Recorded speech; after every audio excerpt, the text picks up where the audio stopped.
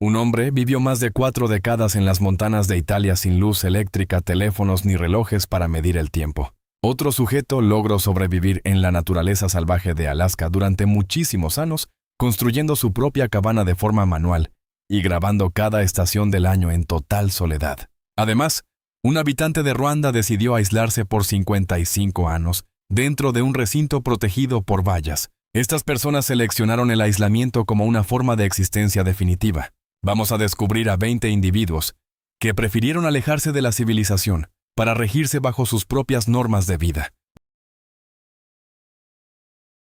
Flaminio Beretta es conocido como el ermitaño de Ardesio, un hombre en el Valle Seriana al norte de Italia que eligió una vida de profundo aislamiento y autosuficiencia por más de 40 años, viviendo sin comodidades modernas como electricidad, gas o teléfonos móviles, en una rústica morada de montaña cerca de Ardesio, en la provincia de Bérgamo. Nació en 1948 y se retiró de una vida más convencional cerca de sus 30 años, optando por vivir junto a la naturaleza con animales, incluyendo ovejas y un asno, produciendo su propia ropa y comida, y marcando el paso del tiempo por la luz solar y ritmos naturales en lugar de la tecnología. Beretta se ha convertido en una especie de leyenda local y sensación de Internet, especialmente después de que un video de él recitando su propio poema en dialecto pota se volvió viral en redes sociales, atrayendo atención a su simple pero decidido estilo de vida. A pesar de su lejanía elegida, ocasionalmente ha recibido a visitantes curiosos y compartido historias de su vida,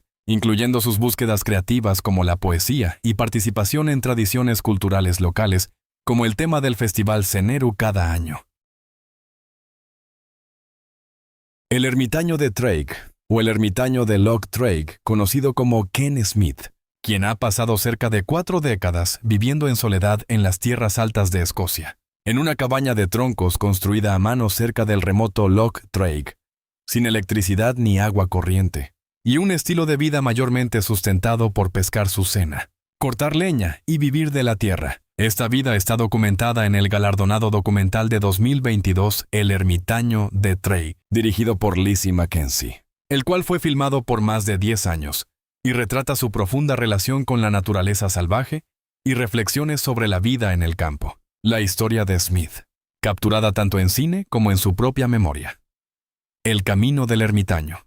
Lo muestra como un meticuloso cronista y fotógrafo en sus 70 años, que eligió esta vida remota cerca de lo que a menudo se llama el lago solitario y, con los años, aprendió a sostenerse recolectando, pescando y fabricando sus propios suministros, incluso elaborando su propio alcohol. El documental se estrenó en el Festival de Cine de Glasgow y ha ganado varios premios, atrayendo atención a su inusual vida y planteando preguntas sobre la soledad, la resiliencia, el envejecimiento y lo que significa vivir aparte de la sociedad convencional. Mauro Morandi fue un ermitaño italiano muy famoso por vivir solitario en la isla de Budelli, dentro del archipiélago de la Maddalena en el mar Mediterráneo, por unos 32 años, desde 1989 hasta 2021, lo que le valió el apodo del Robinson Crusoe de Italia. En 1989, Morandi, quien era originario de Módena y antiguo profesor, llegó a Budelli después de que su catamarán sufriera una avería, y decidió quedarse allí como el único residente y guardián no oficial de la isla, habitando un refugio sencillo y cuidando las frágiles playas de arena rosa y el entorno natural. Durante décadas, mantuvo los senderos de la isla, limpió las playas de basura, compartió conocimientos ecológicos básicos con los visitantes ocasionales y vivió con mínimas distracciones modernas, dependiendo de suministros traídos de la cercana, la Maddalena, y de su propio ingenio. En 2021, tras una larga disputa con las autoridades del Parque Nacional de la Maddalena sobre sus derechos de residencia, abandonó la isla y se mudó a la Maddalena, terminando su larga y solitaria gestión. La vida de Morandi en Budelli se volvió un símbolo mundial de soledad, sencillez y una conexión profunda con la naturaleza, y tras su partida, siguió siendo ampliamente mencionado y celebrado por la gente. Lejos de las calles concurridas y las comodidades modernas, un hombre llamado Mikhailo lleva una vida simple y autosuficiente en el pueblo de Dubove, en las montañas de Zakarpatia en Ucrania, donde tiene unos 70 o 71 años, y ha establecido su hogar rodeado de naturaleza pura En este entorno montañoso, comparte su existencia con un perro leal y un pequeño rebaño de cabras, respirando el aire fresco de la montaña y pasando sus jornadas en tareas rutinarias y cuidando a sus animales, muy alejado del ruido de la civilización. La escena se describe como una de armonía y paz total, donde las vistas majestuosas y el trabajo diario sencillo en la naturaleza contribuyen a una vida centrada en la independencia, el silencio y la satisfacción personal.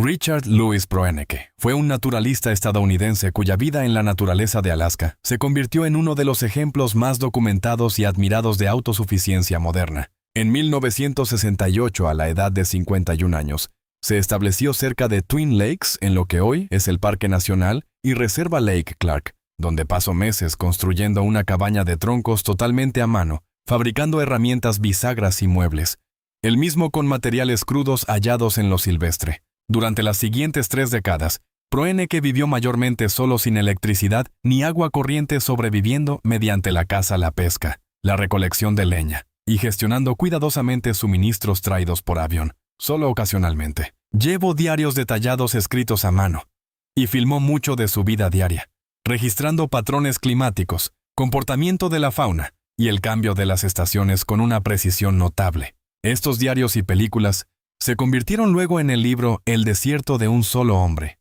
y el documental Solo en la naturaleza, que presentó a millones su filosofía de sencillez, disciplina y respeto por lo natural. Lejos de ver el aislamiento como soledad, Proenneke veía la naturaleza como un lugar de claridad y propósito, donde la observación cuidadosa y la independencia traían un profundo sentido de plenitud. Conoce al Tarzán de la vida real. Ho Van Lang, quien fue un hombre vietnamita que vivió en aislamiento extremo en la selva de la provincia de Quang Ngai por unos 41 años con su padre, tras huir de su aldea durante la Guerra de Vietnam, cuando hubo bombardeos estadounidenses.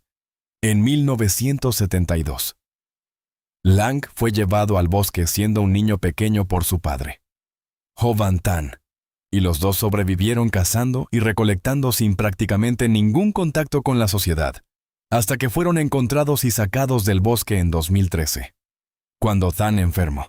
Durante sus décadas en lo salvaje, Lang creció sin tecnología moderna, aprendió a vivir de la tierra y tenía una comprensión extremadamente limitada del mundo exterior. Algunos reportes dicen que tenía poco concepto de las mujeres o la sociedad en general debido a esta crianza. Tras dejar la selva, vivió con parientes en una aldea y luchó por adaptarse a la vida moderna. Más tarde murió a los 52 años, en 2021, unos 8 años después de su reintegración.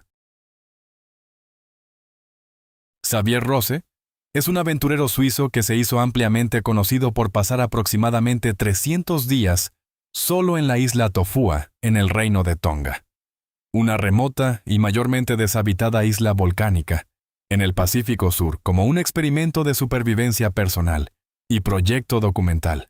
Comenzando en 2008, Rosette se propuso vivir en aislamiento con suministros mínimos, construyendo su propio refugio, pescando y buscando comida, y lidiando con tormentas tropicales, calor, enfermedades, y la tensión psicológica de la soledad. Aunque su meta era vivir una existencia lo más cercana posible a un Robinson Crusoe.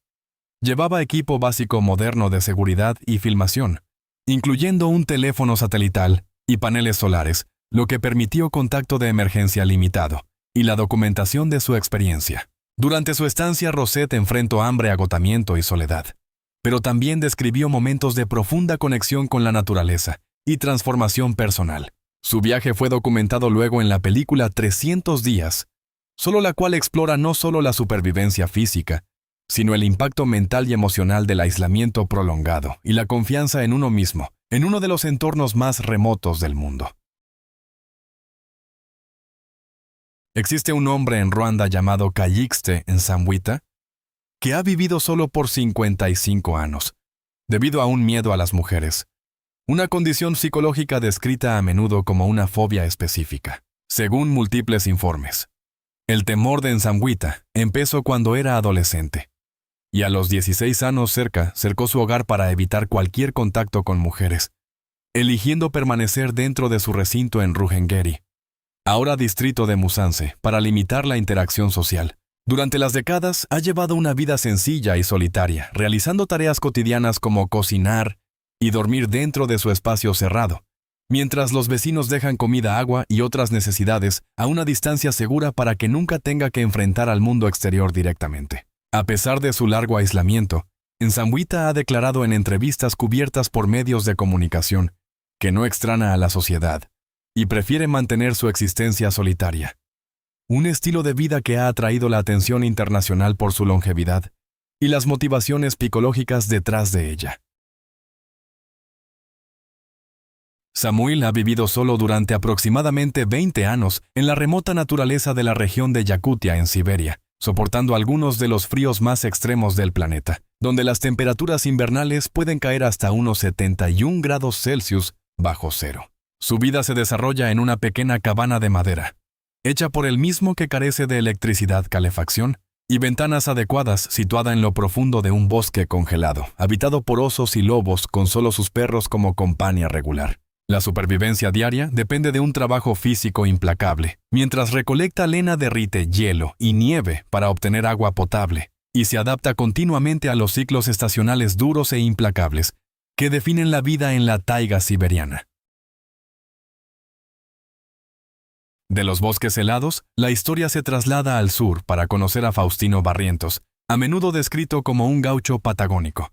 Ha llevado una vida extraordinariamente remota en las orillas del lago O'Higgins, en el sur de Chile, desde 1965, ocupando una vivienda que fabricó con los restos de una embarcación naufragada en una de las regiones más aisladas de la Patagonia, accesible solo mediante largos viajes a caballo en bote o a pie a través de un terreno montanoso accidentado.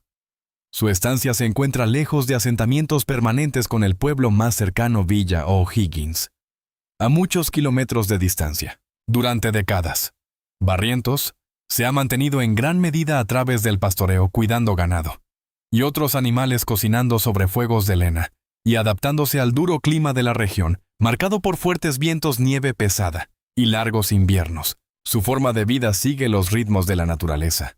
En lugar de los horarios modernos con días formados por el clima, la luz del día y las demandas de la tierra. Aunque su aislamiento ha sido elegido por él mismo y duradero, no ha sido absoluto. Ocasionalmente ha recibido visitantes, incluidos equipos de documentales, y realiza viajes poco frecuentes para obtener suministros. La historia de Barrientos, documentada en proyectos de viajes y documentales, ha llegado a simbolizar la resistencia, la autosuficiencia y la perdurable tradición del gaucho en el vasto e implacable paisaje de la Patagonia. Árboles cubiertos de nieve, un rastro de humo y una cabaña oculta en el bosque. Ese era el mundo de Willard McDonald. Conocido como el ermitaño de Gully Lake, se volvió uno de los refugiados más famosos de Canadá, tras dejar la vida convencional en los años 40 y retirarse a los montes cerca de Gully Lake, en Nueva Escocia. Mientras era trasladado en un tren militar durante la Segunda Guerra Mundial, McDonald saltó del transporte y terminó estableciéndose en la naturaleza, donde vivió por varias décadas en refugios toscos que él mismo construyó, mudándose seguido para no llamar la atención. Sobrevivió a los duros inviernos del Atlántico canadiense, cazando, pescando, poniendo trampas y recolectando comida, aceptando luego ayuda limitada de locales amigables que a veces le llevaban provisiones. A pesar de su soledad, McDonald era alguien elocuente, reflexivo y creativo. Escribía mucho, leía bastante, y tenía una guitarra fabricada por el que tocaba a veces bajo la luz de una lámpara. Con el tiempo, su vida inusual atrajo el interés de trabajadores sociales, periodistas y cineastas, logrando el documental Willard, el ermitaño de Gully Lake, que registró sus últimos años. Aunque la gente le pedía volver a la ciudad, McDonald siempre decía estar feliz en el bosque, viendo la selva no como un escape, sino como un sitio de pertenencia, autonomía y mucha dignidad. En lo profundo de las montañas de Mayombe y Chaillu en Gabón, los pigmeos babongos sobreviven donde los humanos casi nunca van, en sitios donde la selva espesa y el terreno difícil han guiado su forma de vivir. Conocidos históricamente por su gran sabiduría ecológica, los babongo crearon técnicas avanzadas de caza, recolección, pesca y medicina con plantas, logrando prosperar en un ambiente que es muy complicado para extraños. Aunque su cultura sigue unida al bosque y sus ritmos, los babongo no están totalmente aislados, pues muchos viven ahora en pequeñas aldeas, practican algo de agricultura y conviven con grupos bantú vecinos, equilibrando sus tradiciones antiguas con las presiones de hoy. Su historia no es de una supervivencia estática detenida en el tiempo, sino de una cultura dinámica que se adapta a cambios ambientales, retos económicos y mayor contacto con el exterior mientras guarda un fuerte vínculo espiritual y práctico con el bosque. ¿Alguna vez has pensado en vivir en total soledad? Cuéntanos en la zona de comentarios. Y no olvides revisar el contenido interesante adicional en la esquina superior derecha de la pantalla. Ramiz Palos y su esposa Semina son una pareja de Bosnia y Herzegovina que han elegido una vida de profunda autosuficiencia y aislamiento en las laderas del monte Vlasic por más de 2 décadas, construyendo su hogar y rutinas diarias lejos de las comodidades urbanas. Tras decidir que la vida convencional en el pueblo no era para ellos, desarrollaron un estilo de vida arraigado en el trabajo manual y los ritmos de la naturaleza, dependiendo del pastoreo de cabras, el cultivo de vegetales, la apicultura y la cría de truchas en estanques de montaña que ellos mismos construyeron, obteniendo agua directamente de manantiales naturales en lugar de tuberías. Su hogar funciona sin electricidad de red ni agua municipal, y aunque usan dispositivos y herramientas modestas alimentadas por baterías, el enfoque sigue siendo la independencia y las prácticas tradicionales. La vida en las tierras altas trae un clima severo, bosques ricos y un profundo sentido de libertad. Y aunque diversos visitantes han documentado su labor y filosofía, Ramiz y Semina continúan viviendo de acuerdo con su visión personal de independencia, guiados por la tierra y las estaciones más que por horarios o lujos modernos. Para algunos la soledad no los detiene, sino que los impulsa a probar los límites del cuerpo humano. Dag Abie es un corredor de resistencia nacido en Noruega y un ermitaño fuera de la red, cuya vida se ha convertido en un ejemplo impactante de resiliencia, autonomía y resistencia a las ideas convencionales sobre el envejecimiento. Nacido en 1941, Abie ha vivido por décadas en los bosques de la Columbia Británica en Canadá, mayormente fuera de los sistemas modernos, pasando inviernos en un autobús escolar convertido y veranos en una pequeña choza que él mismo edificó sin luz ni agua corriente. Su vida diaria gira en torno al esfuerzo físico y el movimiento, como cargar agua de un arroyo, cortar leña, limpiar senderos y correr largas distancias por terrenos accidentados, usando a menudo el correr como su principal medio de transporte. Junto a este estilo de vida solitario, Abie se hizo famoso por completar repetidamente la carrera de la muerte canadiense, un agotador ultramaratón de 125 kilómetros a través de las montañas rocosas, terminando la prueba varias veces, incluso pasados los 70 años, lo que le dio el reconocimiento como uno de los finalistas de ultramaratón de mayor edad en el mundo. Su filosofía rechaza nociones fijas de edad y declive, enfatizando el esfuerzo continuo, la autodisciplina y la responsabilidad personal para el crecimiento. La vida y mentalidad de Abie han sido documentadas en libros Periodismo de largo aliento y la película Nunca mueras fácil, retratando no solo la resistencia atlética, sino una elección deliberada de vivir con sencillez, desafiar límites físicos y mentales, y definir el éxito bajo sus propios términos. El aislamiento no siempre significa apartar a la gente, pues a veces se convierte en una forma silenciosa de devolver algo a los demás.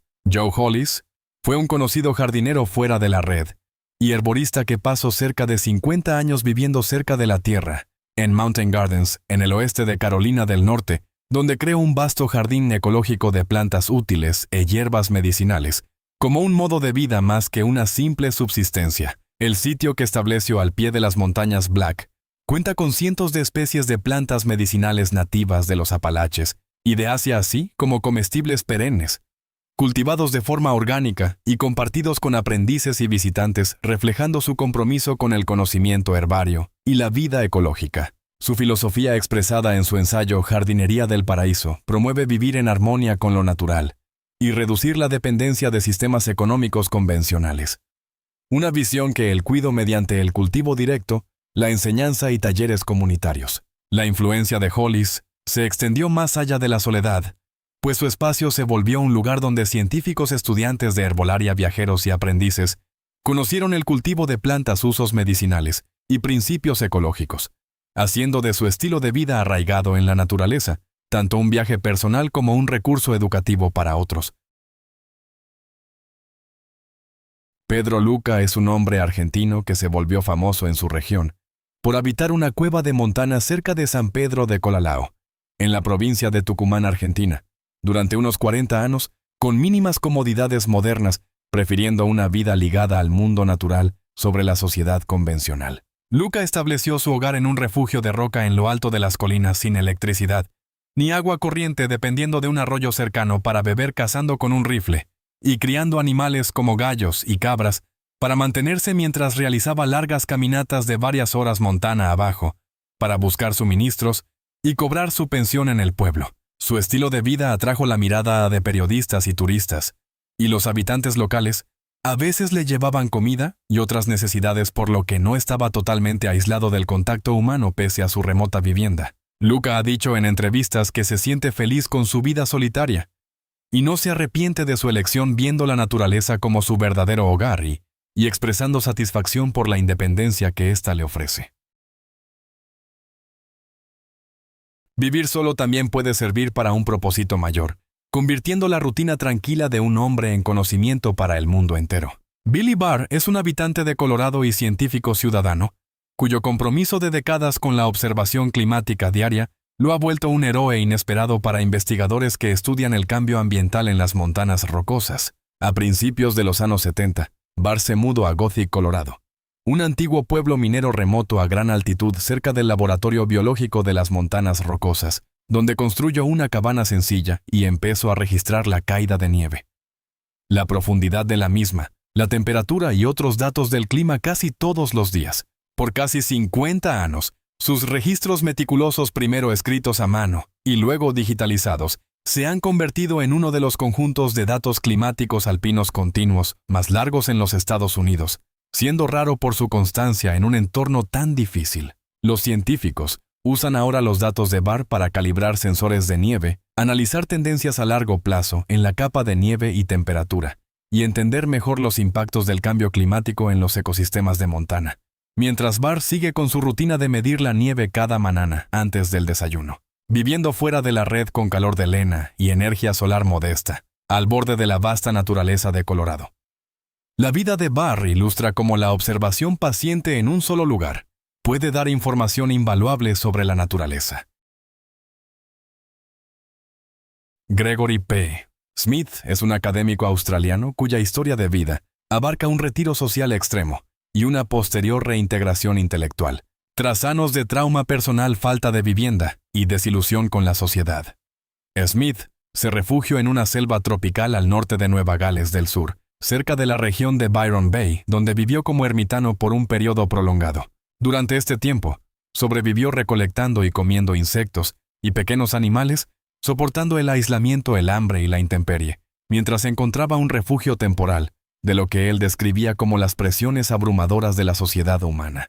Aunque el bosque no lo sanó al instante, la ausencia de ruido humano y de demandas sociales le dio espacio para reflexionar y eventualmente reconsiderar su lugar en el mundo. Después de dejar la selva, Smith volvió a entrar en la sociedad a través de la educación, completando estudios preparatorios antes de inscribirse en la universidad, donde descubrió la sociología como una forma de entender a la misma sociedad que había rechazado.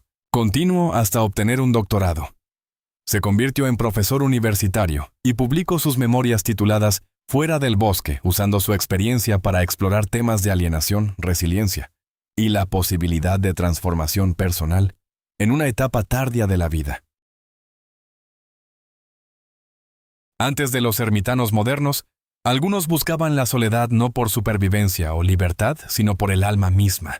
La vida monástica cristiana en el desierto de Judea se desarrolló como una forma distintiva de devoción espiritual entre los siglos IV y VII, cuando un gran número de ascéticos ermitanos y monjes se retiraron al duro y rocoso paisaje al este de Jerusalén para buscar una vida de soledad, oración y disciplina ascética.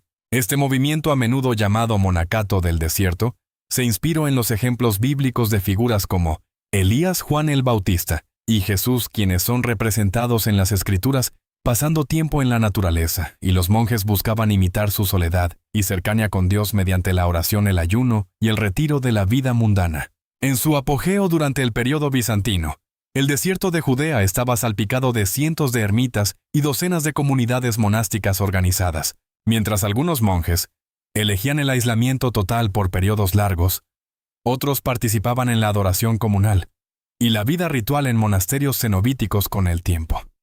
Estas comunidades del desierto atrajeron peregrinos, se convirtieron en centros de enseñanza espiritual y dejaron un legado duradero en la espiritualidad cristiana, que influyó en movimientos monásticos posteriores en todo el mundo cristiano. Estas 20 historias revelan que vivir solo no es una idea única, sino muchas elecciones profundamente personales, en una era de ruido constante, velocidad y conexión. Estos caminos solitarios invitan a la reflexión no para abandonar la sociedad, sino para reconsiderar nuestra relación con el tiempo, la naturaleza y nosotros mismos. A veces, al observar a quienes decidieron vivir solos durante muchos años, comprendemos nuestras propias vidas con un poco más de claridad. Si disfrutaste el video de hoy, no olvides darle me gusta, suscribirte y activar la campana de notificaciones para que no te pierdas nuestros próximos viajes. Gracias por vernos y nos vemos en el próximo video. Gracias por estar con nosotros. Deja un comentario, dale me gusta para mostrar tu apoyo y recuerda suscribirte para más videos emocionantes. Nos vemos la próxima vez.